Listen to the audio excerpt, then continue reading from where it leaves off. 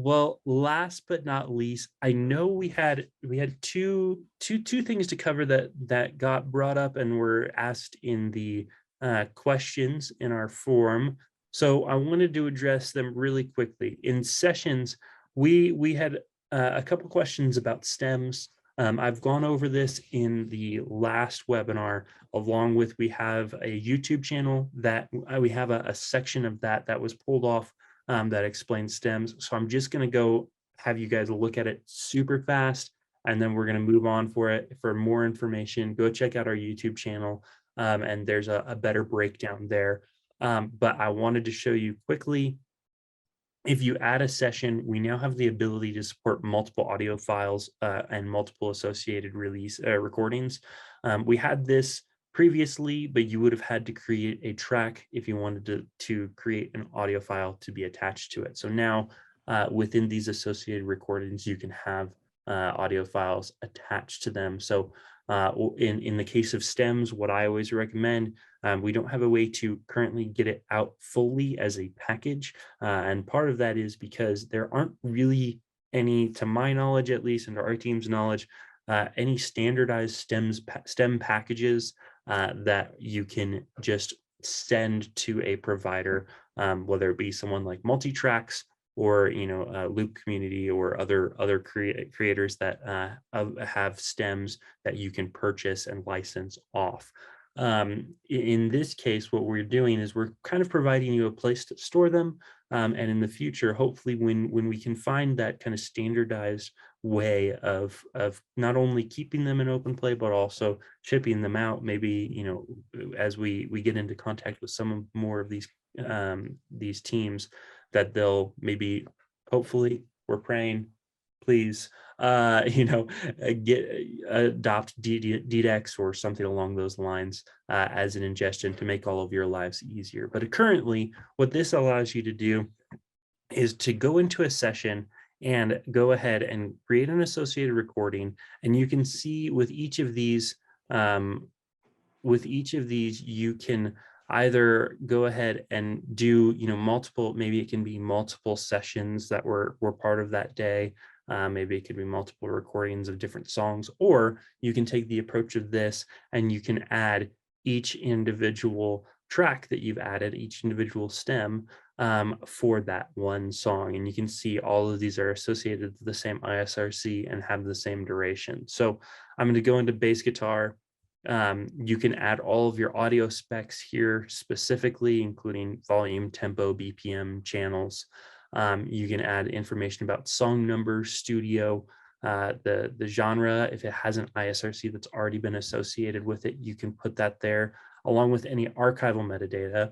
Here in the audio tab, you can add a specific audio file for that stem or that recording, along with, as we go down here, you can associate it with the specific track that in this case, stem goes to. So, I can say, hey, this is the bass guitar for West With You, and here is the ISRC that we have associated with it. And here's that same ISRC, that track level that we can go ahead and go to immediately and play as well.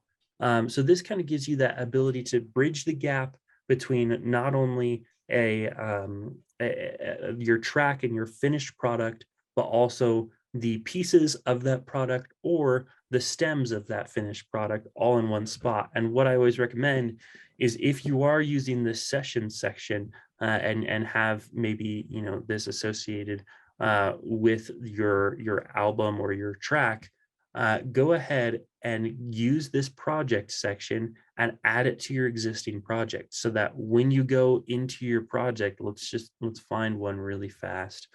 We'll just go to a random one. It's not going to have any stems associated with it, but what you'll see is you'll have your associated releases along with your associated sessions. So what you can do is, if you have, let's say, a 10-song release that you're using a project for specifically, and you have your album, you have your EP, you have your 4 singles, you have your video, your vinyl, X, Y, and Z, your Japan custom release, whatever it might be, target specific, all of those things. You can have all those releases here, but then you can also associate those sessions of those 5 or 10 songs and have all of the stems readily available within that project so that you can package those together and download all those audio files. And whether you're using something like Box or something like that, you can upload it and hand it off to that specific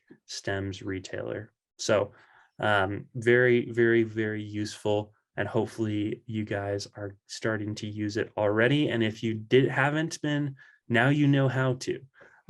So any questions on that before I move on?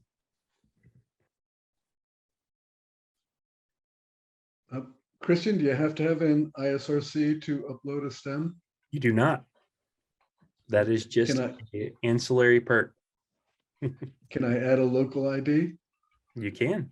Anything you want. Let me go back to the sessions really quick. So in this section, let me go ahead and edit it really quick.